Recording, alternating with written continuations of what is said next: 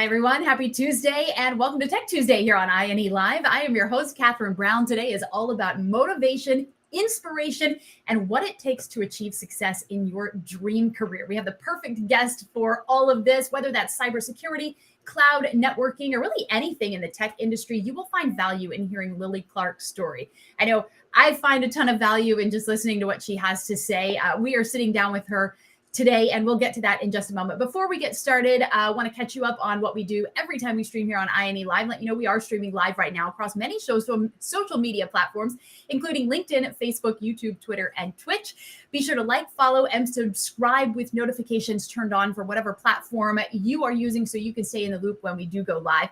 And of course, we want you to get involved. Talk to us, talk to others, get going in that chat there. We encourage you to ask questions, to bring your questions. If you have a comment, just drop it in the comments there and we will check them out. If you have a question, do us a favor, drop a Q at the beginning so that our moderators and our teams can find them very easily as we're going over and talking to Lily. And we'll get to, of course, as many questions as we can today. And with that, we want to bring in Lily Clark. She is a familiar face, certainly at INE and with INE Live as well. She worked here at INE for several years, first as a client success rep and then as a consumer communications specialist in the marketing department. But actually what Lily fell in love with was cybersecurity. And as she was working her day job at INE, she started taking INE training, eventually earning her EJPT certification. And that really kicked things off for Lily. Since then, her career has absolutely taken flight. She's currently an offensive security consultant with Echelon Risk and Cyber. Lily, we're so excited, first of all, for your where you are in your career and everything. And thank you for joining us today on the show. Hi, thanks. I'm so excited to be here. It's like a homecoming. I know, it's great to see you again. I was thinking, well, this will be great. It will just be a chance to catch up, see what you're up to. Exactly. Well, first, I want to for the audience's purposes and quite frankly for mine, I want to hear a little about what you're doing right now, what your job involves at Echelon, what your position is, and kind of what you're doing in your day-to-day.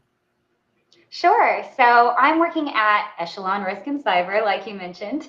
And we believe that security and privacy are human rights. And with our suite of services, we're built to protect them. So that's anything from defensive, advisory, vCISO services, and offensive, which I'm a part of. So a lot of my day-to-day is testing applications. So I'm primarily on web apps right now. So depending on the day, I am communicating with clients, I am testing applications, or I'm writing reports. So let's dig into that just a little bit. So what kind of applications are you testing? Right. So primarily web applications. We do internal pen testing as well, but I'm not leading those quite yet. So mostly the web apps right now is what I'm focusing on. Awesome. Are you enjoying yourself? Well, of course. And it helps having a team that's so supportive too. It feels like we're all in the same boat and we get so excited being able to test a new application and seeing where we can go with it. Yeah, that's something I certainly find in the tech industry, is that there is so much passion driving people, more than other industries that I've worked in. But I love the passion. I want to get to your backstory a little bit and kind of fill people in. And now that we know what you're doing now, just kind of start from back it up a little bit. So how did you first realize that you enjoyed cybersecurity? Even because you weren't working in it, right? You were a customer success rep. Right. So I was working, UN Security was mostly the company I was working for. So when I first started at INE, I was the sole customer support and client success rep for eLearn Security. And so a lot of our clients were, of course, students of cybersecurity and pen testing. And that's actually where I first even learned that hacking had anything to do with cybersecurity, because that's not layperson's knowledge. Now that I'm in the industry, I'm like, obviously, that makes so much sense, but it's not something I realized before. And so it helped me connect with our clients, understanding their daily struggles just by learning it. But also, of course, it was encouraged by management that we try it out for ourselves. Sure, eat our own dog food, right? Exactly. And, that felt right for me from an integrity standpoint as well. I didn't want to just tell people what to do and be copying and pasting all of this information from our instructors without understanding at least some of what I'm saying to make sure that I'm guiding them in the right direction. But yes, I recall our management, there was some friendly competition as to who would get certified first. And I am a competitive person. So at first, I will say, like, it wasn't an instant love. I wasn't that familiar with computers. I had never been on a terminal before. I'd never used Linux before. So all of that learning curve took a little bit of time. But after a little bit, once I was getting into that third section of the PTS course, when you start actually exploiting things, that's when it got a lot of fun. And that's when I was telling people, yeah, this is what I want to do. This is the trajectory. And I was pretty open about that, even at INE. This is where I'm going.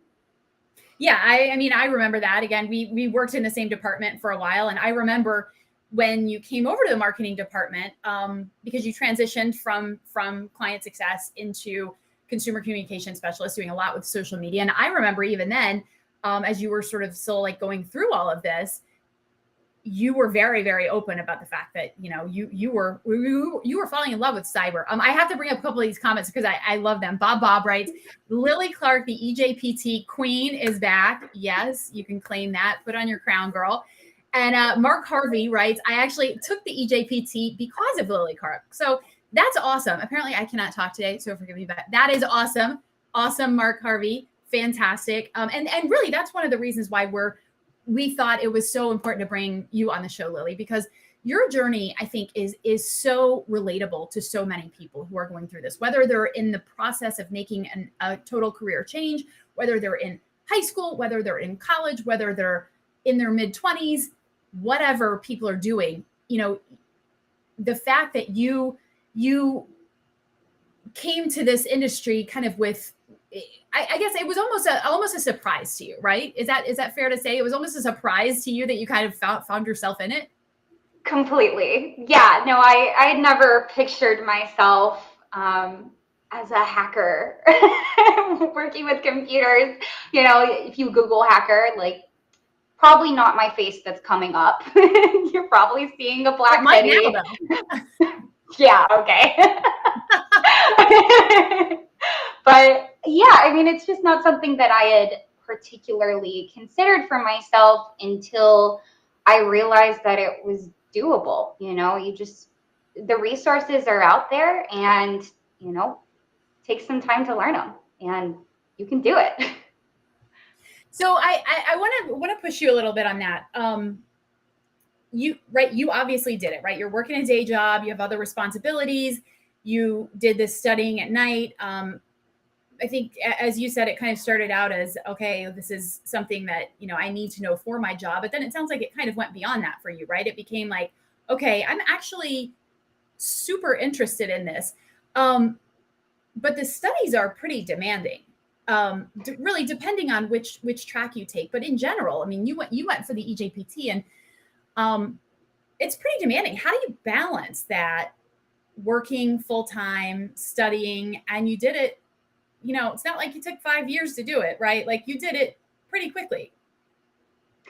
Yeah, that's a great question. I am not a balance queen, if I'm anything. You're a cyber EJPT queen. You are an EJPT queen.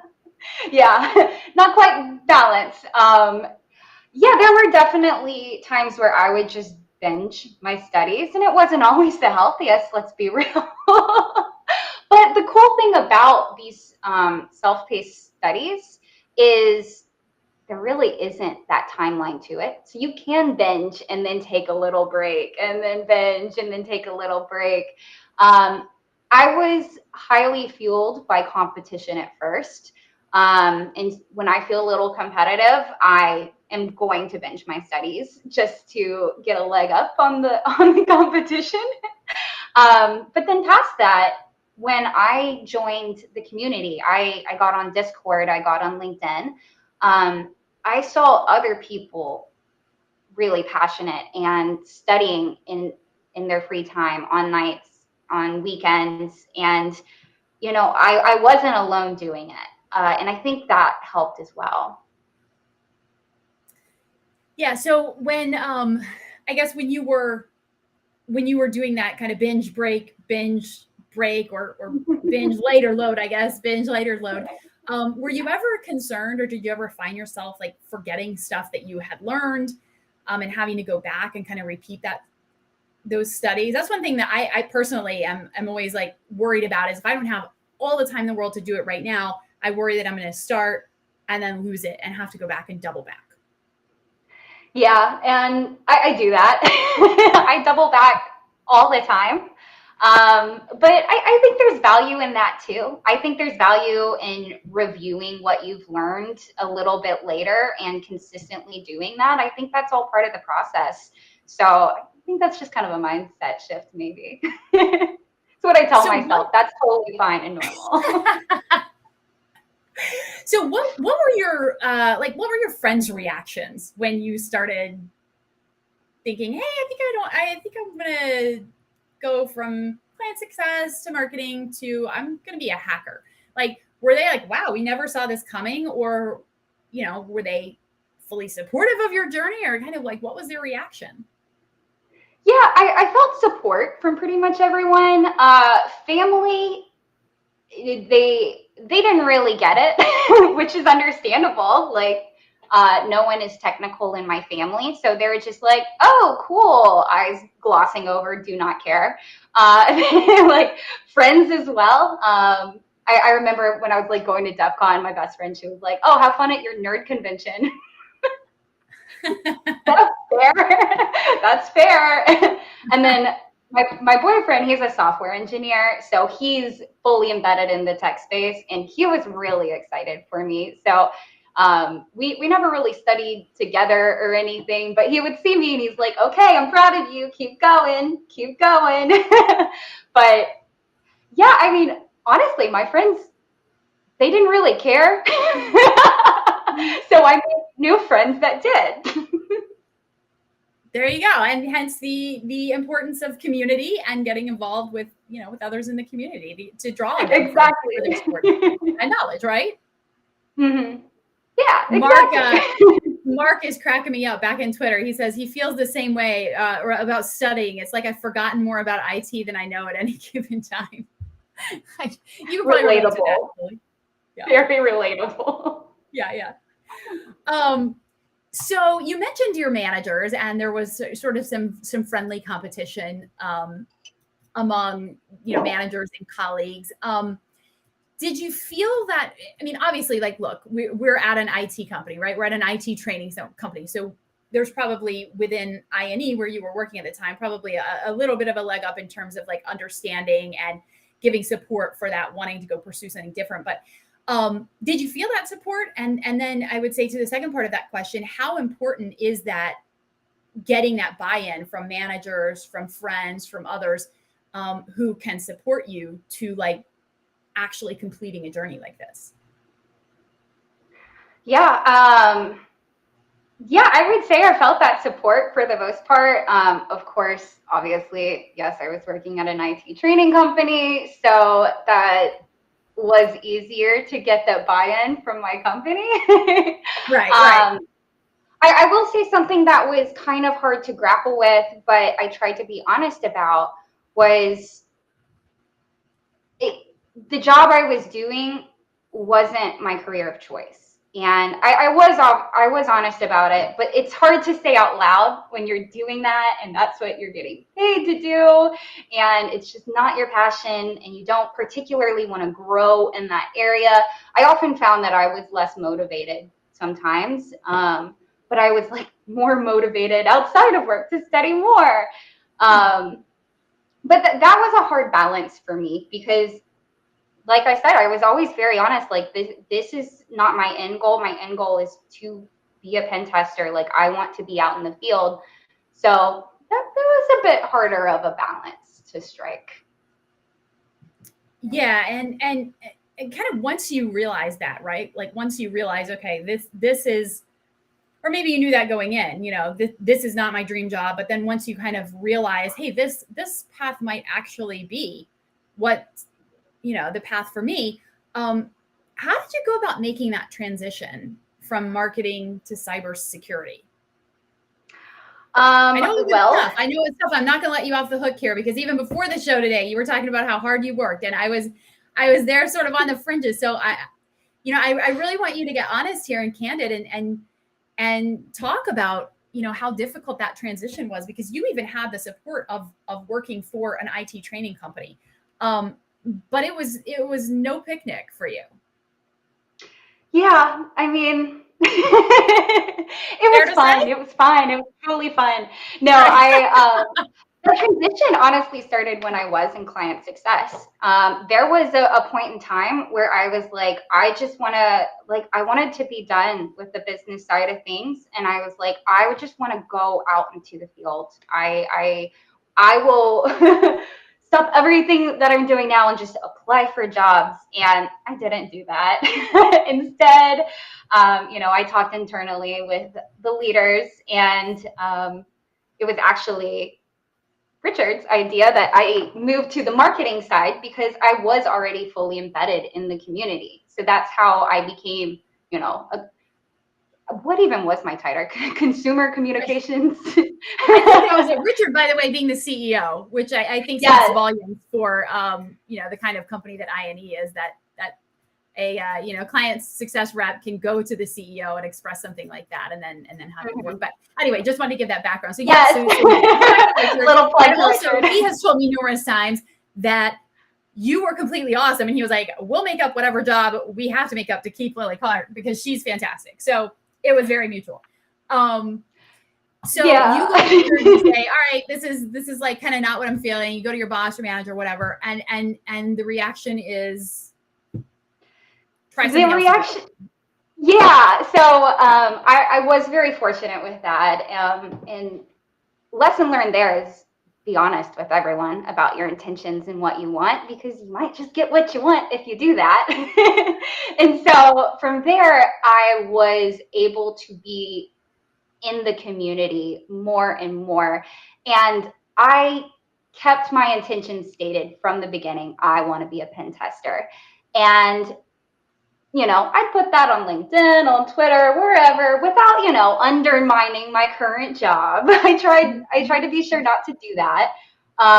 But from my understanding, how it was told to me was I had put out into the world that I had told my mom that I wanted to be a pen tester. And my current CEO, Dan, he saw that and he said, bet. And he reached out to me and asked for my resume. And then it was at DEF CON that I had my interview with my current manager. I wasn't working at the time. It was off hours. I was running a DEF CON for INE. All right. No one from INE is going to DEF CON this year. I'm kidding. I'm totally kidding. But no, we just hit it off, and it seemed like a fit. My skill set seemed to fit into what Echelon wanted at the time. And so that's how that first jump happened. And now I'm still just adjusting. I will say the hardest part externally, like as far as, socials go and whatever, a lot of people knew me as, a non-technical person. I was doing marketing, I was doing client success, and sometimes people will say that is to prove that I shouldn't be where I am and whatnot. So that's been That's been difficult, like externally. And of course, that affects me and my imposter syndrome, which I feel all the time because I am still new. But honestly, like my team has been so supportive and really encouraging, and they teach me so much all the time that as far as the job goes itself, they've made the transition a lot easier than I would have expected. Interesting. Interesting. Yeah, I want to, so, and I'm actually just curious about this. When you went over, since you already had that experience working for an IT company, right? Like, and you had some of the lingo, like regardless of whether you had taken courses or not, you had some of the lingo down, right? And some of the industry knowledge. Um, in your in I guess the job that you went over to, which I guess your current job, your position, is that an entry level position? Is it a mid level position? Kind of what level did you slide over to? Because you at that point had already been studying for more than a year. You had completed the EJPT. Like, what level were you able to start at? I am very much entry level as far as pen testers go. So yeah, my title doesn't say entry level offensive security consultant, but that's what I am. So this is my first security job, and pretty much that means they're not going to give me a ton of work that I can't do. I have not proven that I can do, but I get my hands dirty and I get to work on a lot of projects and I get to learn daily. And that's something that you in particular are very good at, right? Like you are like a sponge, right? I feel like you soak up everything, and then you're so enthusiastic, and your enthusiasm is very contagious that you then are just able to just spread that knowledge everywhere. I'm looking through some of the comments, and Armando Peralta says, yes, for imposter syndrome, you rock, because that is something that absolutely everyone feels, right? Having to overcome that on a daily basis. And certainly when you're making a transition from one job or one career path into another. How do you battle that? How do you beat that? I don't know if I'm beating that. I think mostly I just have to recognize it and call it out for what it is. No one knows all the answers. I mean, unless you're just a prodigy genius, which there are a few of those people, and I respect you and I salute you, but I am not you. But I just have to recognize that I don't know all of the things, and I can't learn all of the things overnight. And if I am trying to keep up with current trends. I am learning more. I doing my job. So I just need to keep reassuring myself those daily affirmations in the mirror. But past that, not beating it.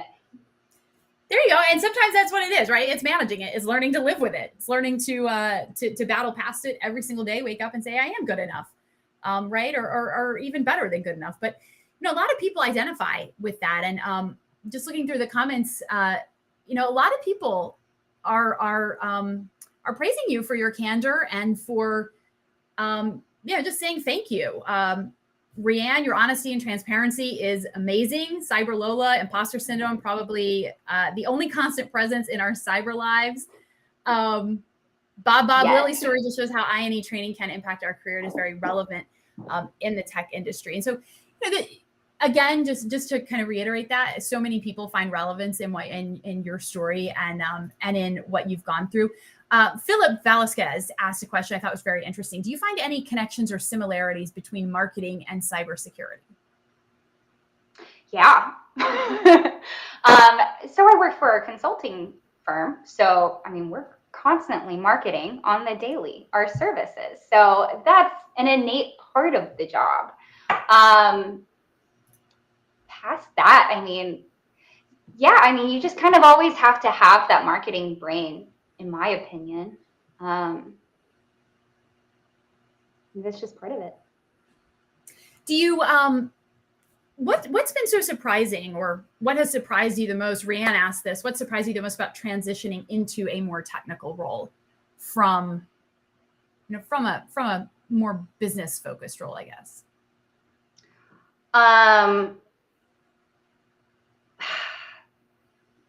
Honestly, like, this sounds kind of silly, but I was very much expecting that everyone expected me to know everything. And I realize now that I'm in a technical role that that's just not the case, and no one knows everything. And instead, it's a lot of troubleshooting, a lot of figuring it out, a lot of troubleshooting. That I don't know why that's surprising. It shouldn't be, because my studies were like a lot of troubleshooting, but professionally, that's what it is too. And it's just part of the job.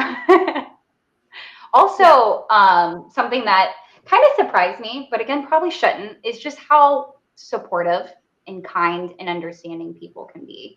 It's not just those, those larger than life personalities that think they're better than everyone.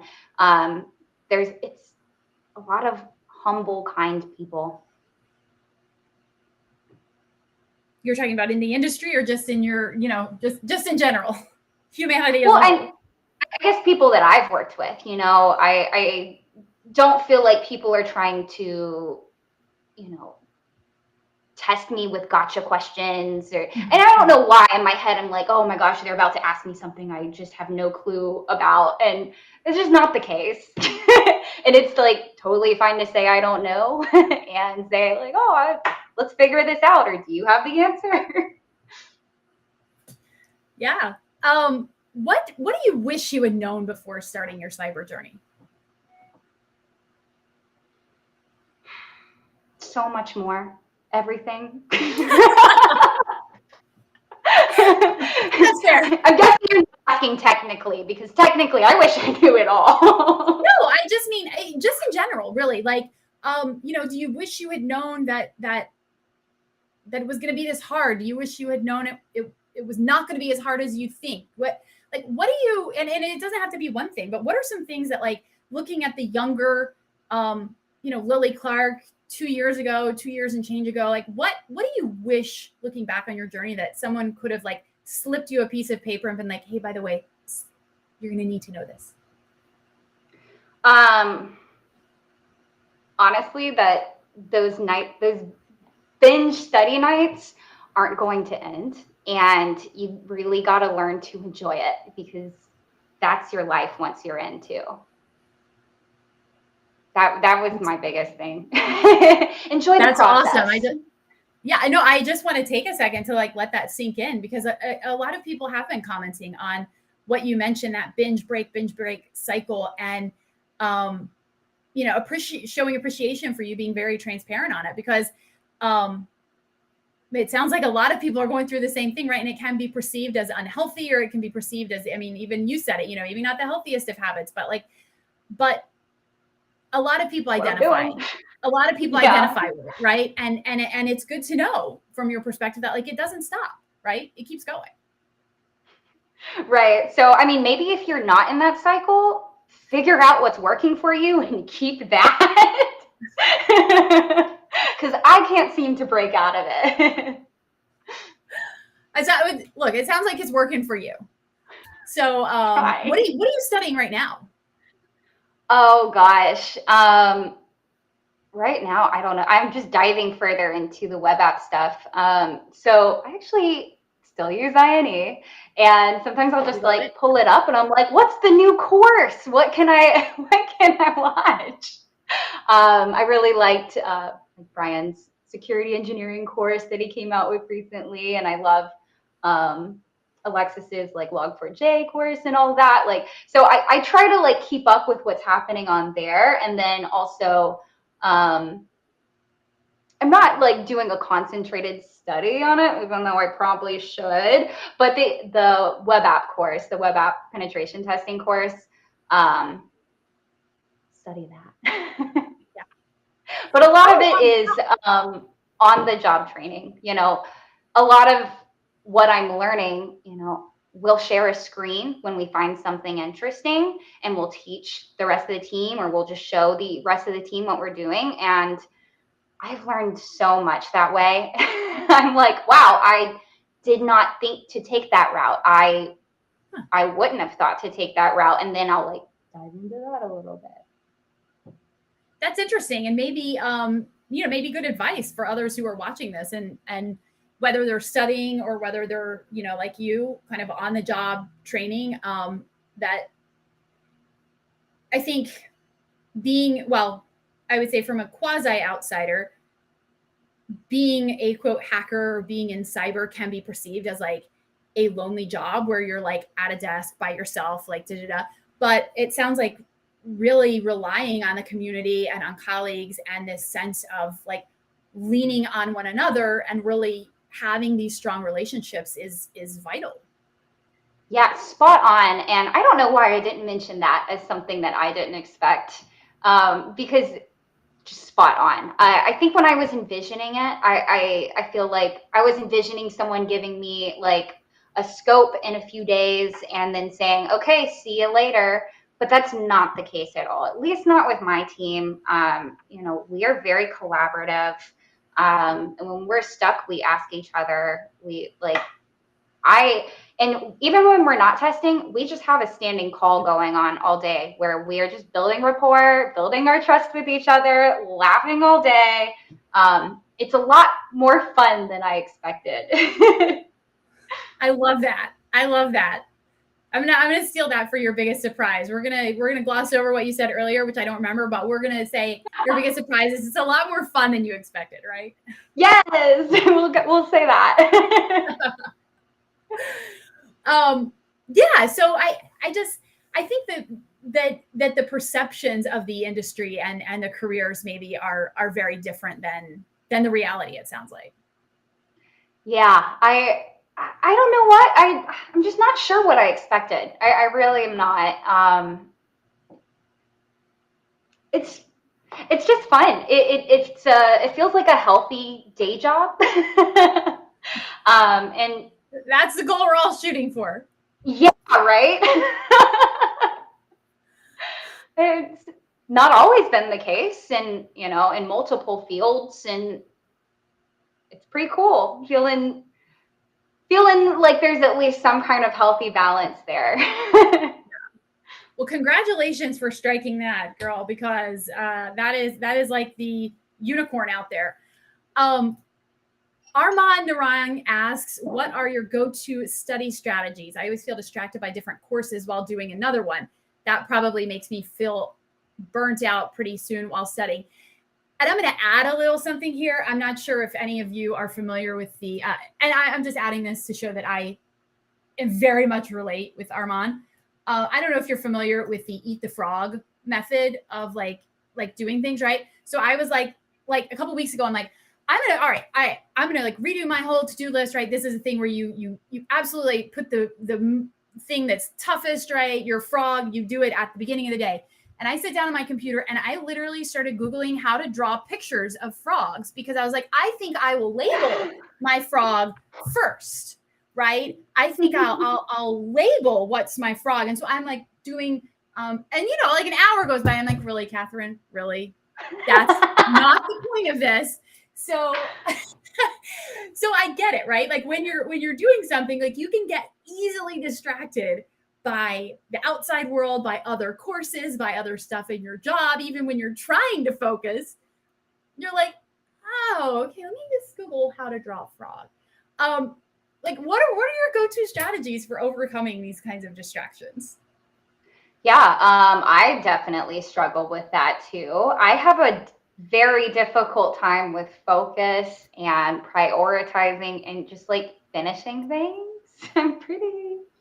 It'd be nicer to be better at that. But right. Something that my coworker recommends all the time, James, shout out to you. It's the Pomodoro method, which is, sitting down for 30 to 50 minutes with a timer and then taking that 5 or 10-minute break respectively. And doing that, I guess I'll draw back to my experience with the EJPT, and I often talked about how I would binge, and then I would take a long break, and then I would binge, and then take a long break, and how I finished that was I took a full month, and I was like, at the end of this month, I am going to take this test, and I am going to pass it. What do I need to do? So every night after work, I set aside 2.5 hours that I was going to do something. I was going to learn something. And it didn't matter what it was, I was going to make progress. And it had to be in this course because that's what I told myself I was going to do. I have a hard time keeping on one course as well. So that's why I'm drawing to this one. But that's really what worked. And now I'm thinking about it, I should just pick that up again. That's great advice, Lily. That's great advice. I think I'll take my own advice there. There you have it. What Easier said than done. Right. What was the name of that method that you called it? Pomodoro. Pomodoro. So it's like a little tomato. Yes. It's the name of one of my favorite restaurants in New York, by the way, Pomodoro's. Totally separate subject. Awesome. All right. So we have another question in here. Let's see. What has been the most difficult thing to overcome on your journey to working in the cyber industry?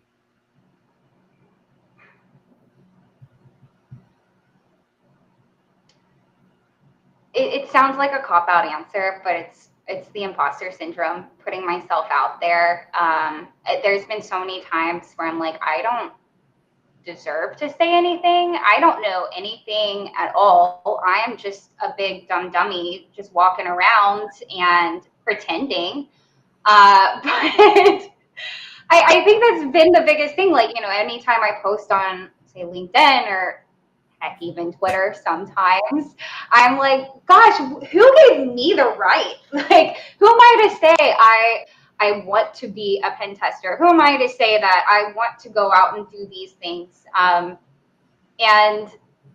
I think there's times where I just had to suppress that little part of my brain that told me not to say anything, because saying something, communicating, and talking to other people is what helped me bridge that gap and make it into the industry.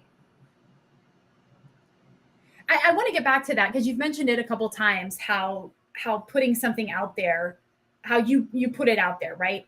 I don't know if you did this intentionally or if you can look back and say, that was really an important tip, but how important was it to verbalize and write down your goals and put them out there for the universe to see?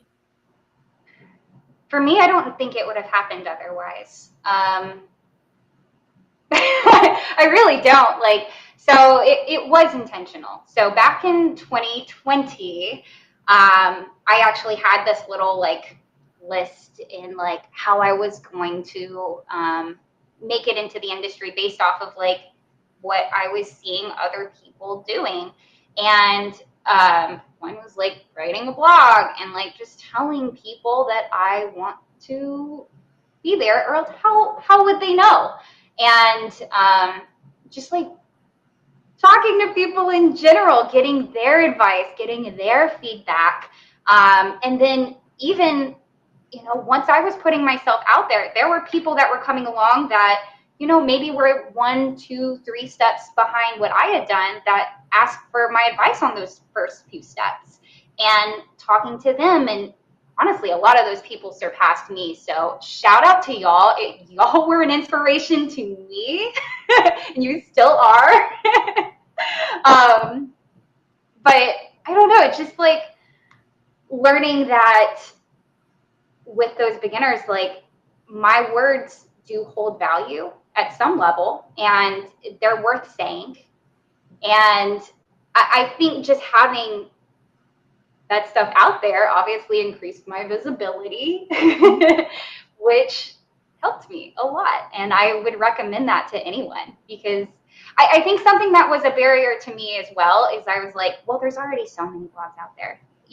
There's nothing that I can say that hasn't already been said, but I can say it in a way that connects with someone. I can say it on this platform that is different than the others, and it might cross someone's path that needs to see it. And so just taking that mindset shift, as opposed to like, everything's already out there, what's the point? And then just changing it a little bit helped a lot. Yeah, and you just in general have a very refreshing way of viewing things, and then of explaining them. And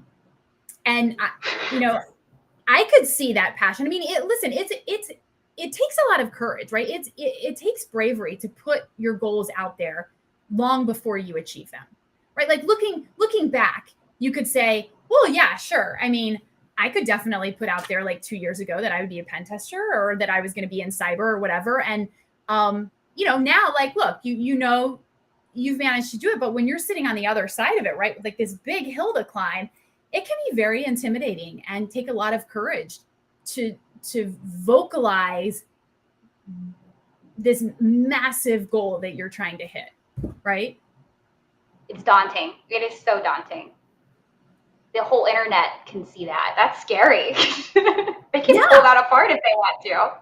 Oh yeah, they can. And I mean, the internet is a scary place sometimes. And I don't mean cyber wise. I mean like people wise. Like it's scary, right? But congrats to you for doing that. For having the courage to do that and really putting yourself out there. I guess before we wrap up, I just wanted to, and I've kind of already asked this, what advice would you give, someone, your younger self or something, but I guess what is there anything that you would do different in your journey so far? I mean, you're still at the very beginning, but even now, is there anything that you would do differently? This is it's gonna sound like so dumb, but I just wish I learned more. I wish such a bad advice, because I would like binge and then burn out.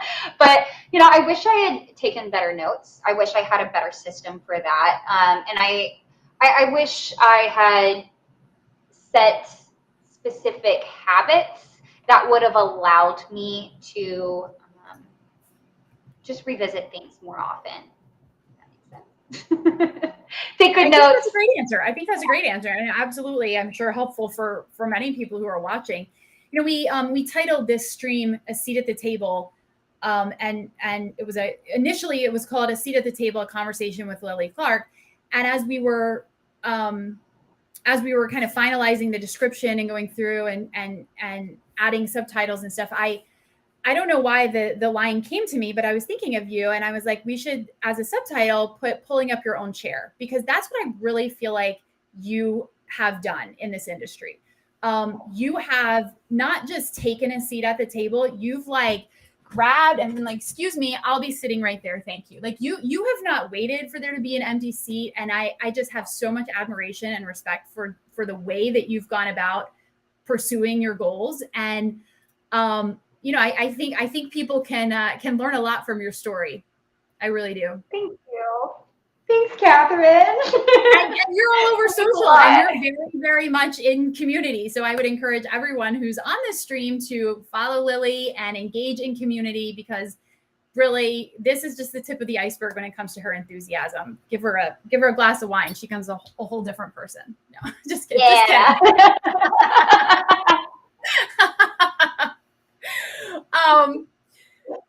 Awesome. Well, Lily, is there anything else that you want to say before we wrap up here?